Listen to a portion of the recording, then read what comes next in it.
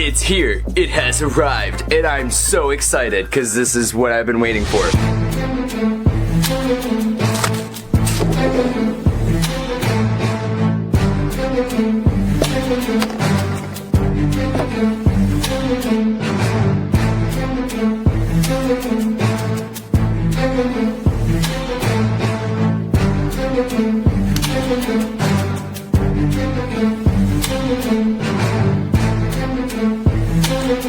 It's here and I'm super excited. It came yesterday and I got to use it, and then today I'm actually gonna talk to you guys about it because, you know, I haven't had a lot of alone time. My dad's been sick and he's been home all the time and just sleeping, and his room's on the other side of this wall, so I can't really do anything when he's there, but he's at work. Yeah! So I can talk. So right now we are using the Rode Video Micro connected to my Rebel SL2 camera. We got the 18-55mm lens on right now, you know, ISO 200 and a 4.0 aperture, 50 shutter speed, because we're doing 24 frames per second, because, you know, why not be cinematic, because it's easier for me, and it's less frames per second, smaller files, easier to do, and because I feel like it looks cooler. Love having that shelf there. Everything is just so convenient now that I have that shelf there. Like, it's so nice.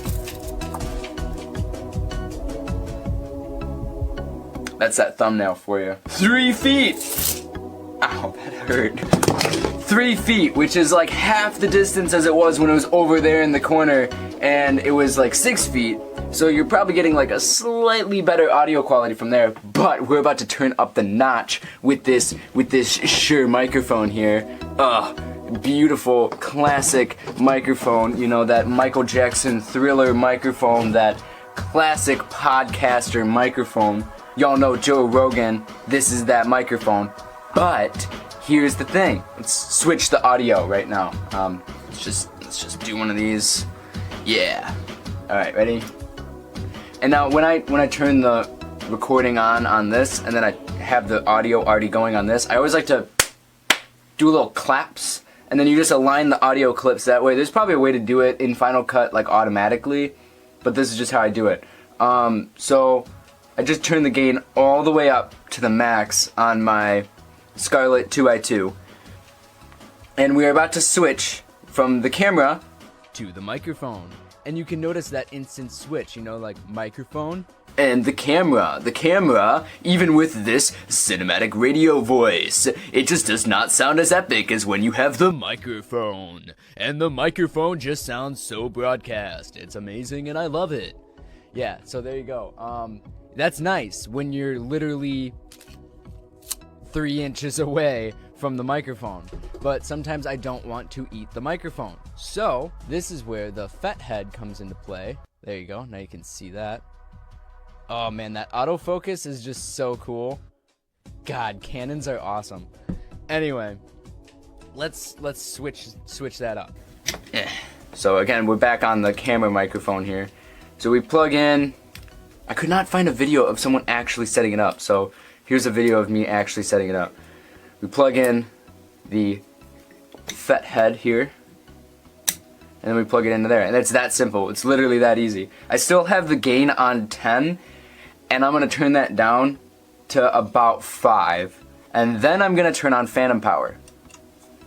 Boom, just like that, done. Now we are using the FetHead.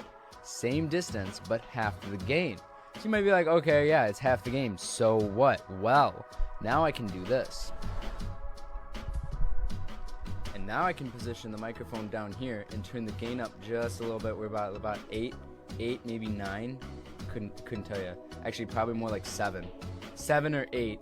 And I'm just looking at the little green halo ring, and I'm trying to get it so that when I talk, it's pretty much solid green with a little bit of blinking. And then I'm looking at my Audacity meters here, and I'm trying to fall in around, you know, between -6 and -12 decibels. Okay, there, I've fixed it. Now you can see now that the microphone is not in the camera shot, but yet you can hear me. You can hear me very well. And now if we compare the camera microphone, the Rode Video Micro, and then we compared the Shure microphone, which is, you know, about half the distance, so it's not like a fair comparison. We got the, we have the Rode microphone 3 feet away, but we have the Shure microphone about 1.5 feet away. So again, we're just having that difference every single time. So we went from the 50mm lens, putting me all the way over there, added some lights, now I get to use the 18mm lens and I can get you a little closer. We added the Shure microphone, and then I had better audio quality, but the microphone was in the shot. So I added the FetHead.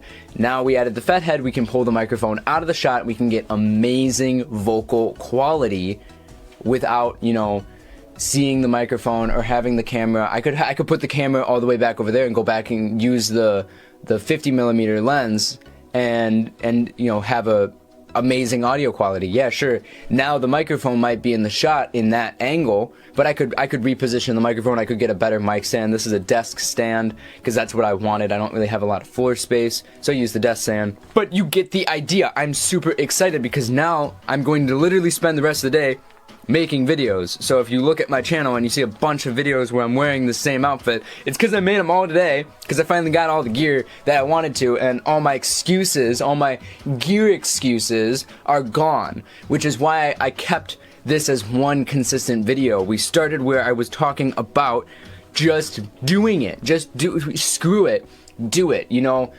The best camera is the one that you use. The best microphone is the one that you use. If you don't use it, it doesn't matter. You could have a $10,000 microphone, but if you don't use it, it doesn't matter. If it sits in your closet and never gets used, it's not the best microphone anymore.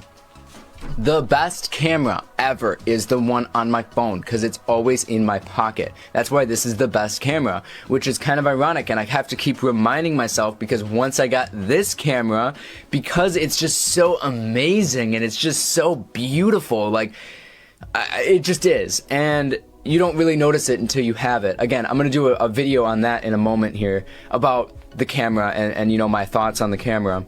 But I don't always have it on me, and it requires a little bit more. It restricts mobility. I'm a minimalist at heart, right? I'm a gear addict as well, though, so it's this constant balance. But at the end of the day, I love being a minimalist. I love having very little in my pockets, like my keys and my phone. This is why I have a wallet case, right? I can just pull out my cards from my phone very easily. And I do that on purpose, you know. I do that so that I don't have to constantly carry a wallet.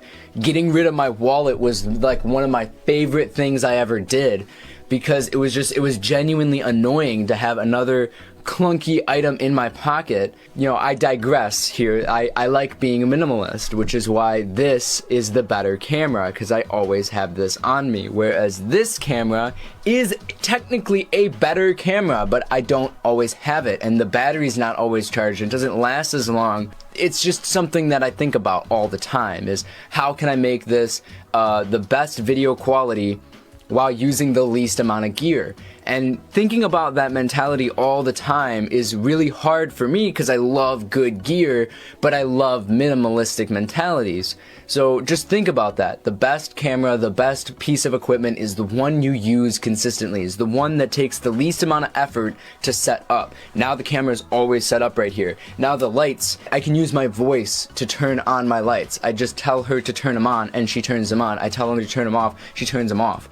The microphone's always plugged in and set up right where I need it. The camera takes like 30 seconds to set up. So that's like the only thing that actually takes a little bit of setup because my door is right behind you. So I don't really enjoy keeping it set up all the time. Plus I use it for other things. It's not always, you know, tripoded up and set up right here. But the point is, the thing that is the best is the thing that you use the most. And it's that simple. If you don't do it, if you don't use it, if you don't create and you don't make, it doesn't matter. At the end of the day, it just doesn't matter. You have to do what you're going to do. If you say, I want to be a famous YouTuber, well then make a bunch of videos. And that's what I'm about to do right now. So thanks for watching. Please subscribe and smash that like button, and then check out the links below because I put a bunch of links in that description for you. Be sure to check out the little eye. There's an eye in the corner up there, right there. And I put videos in there for you that are related to this video, as well as right about now, you know, some other things pop up. Like we got some videos on the side over here, and then we have like my little icon for you to subscribe if you haven't already. Check out my channel. Check out the playlists that I create, because I put other people's videos in the playlist, so it's worth your time. But yeah, thanks for watching. I hope you enjoyed this very long video and extensive review on the FetHead, and I hope you enjoyed the audio quality, because I sure as hell do. Peace.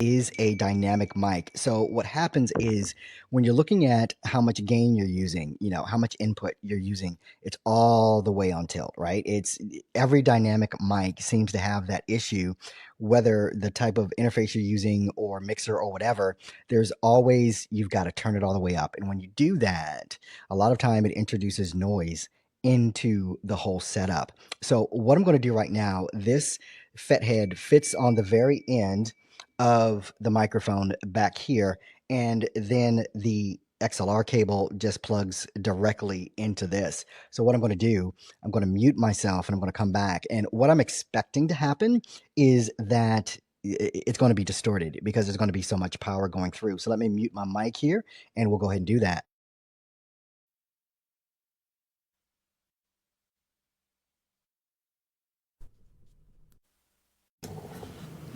Okay, and as I suspected, it's extremely hot.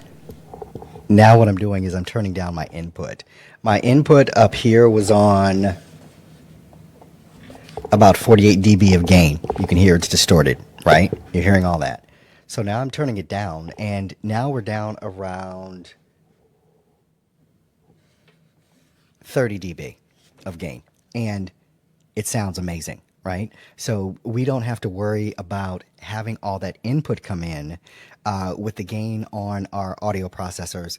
And like, for instance, what I'm doing, this microphone, the pod mic is plugged directly into a piece of gear called a DBX286S. DBX286S, which is a vocal strip, and it helps cancel out some of my background noise.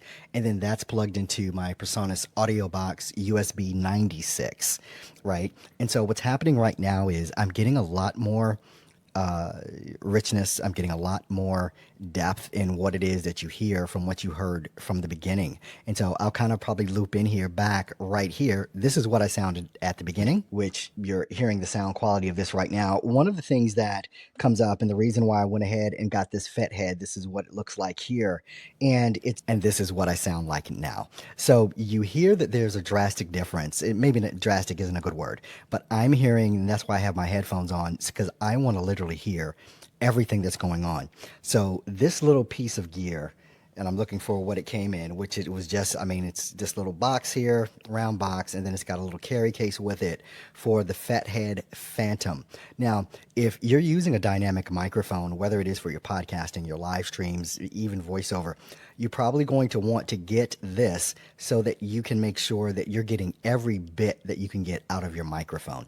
Now, one thing you want to be cognizant of, when you plug this in, you want to have your phantom power on. Now, obviously, dynamic mics don't take phantom power, but when you take a look at this, it's only phantom power to the unit so that it can power the unit, and it's not powering phantom power to your mic. That wouldn't work. So you want to make sure that you've got your phantom power on going directly into the FetHead so that it can power the microphone. And you can tell the difference in how it is that I sounded in the beginning and how it is that I actually sound now. It's a much better sound, at least in my headphones it is. I hope that's coming across in this video as well, so that you can definitely see that. So if you're a person that does live streams, a person that produces an audio podcast, a person that produces video, kind of like I'm doing right now, a person that even does voiceover, you may definitely want to consider getting this little piece of gear. It's only, I think I paid $89 for this. It was either $89 or $99 for the FetHead, and it makes a drastic difference, at least to me. It sounds like it makes a drastic difference in how it is that how my audio is being perceived, and the richness and the tones and all of that. I'm loving how it sounds in my headphones.